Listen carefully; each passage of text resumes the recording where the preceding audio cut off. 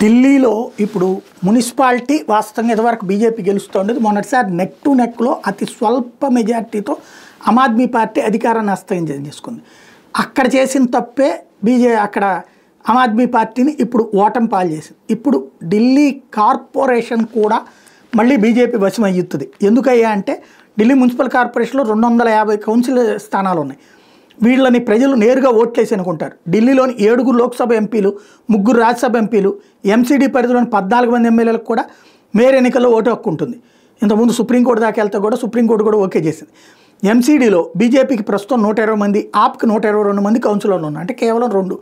అయితే ఎమ్మెల్యేల ఆధారంగా ఆప్ అధికారంలోకి వచ్చింది, మేయర్ పీఠాన్ని హస్తగతం చేసుకుంది. అప్పట్లో తాజా అసెంబ్లీ ఎన్నికల్లో 8 మంది బీజేపీ కౌన్సిలర్లు, 3 ఆప్ కౌన్సిలర్లు ఎమ్మెల్యేకి గెలిచారు.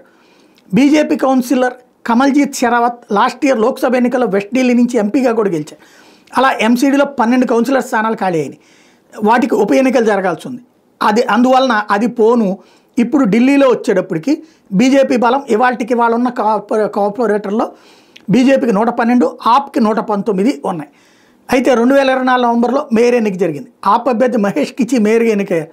పోలైనటువంటి 263 ఓట్ల కిచికి 133, బీజేపీ అభ్యర్థి కిషన్ లాల్కి 130 లభించినాయి. అయితే లోక్సభ అసెంబ్లీ ఎన్నికల నేపథ్యంలో ఎంసీడీలో బీజేపీ బలం పెరిగింది. మేయర్ ఎన్నికల్లో ఓటు హక్కున్న 14 మంది ఎమ్మెల్యేలు, 7 ఎంపీలు బీజేపీకి చెందిన వాళ్ళు ఉన్నారు.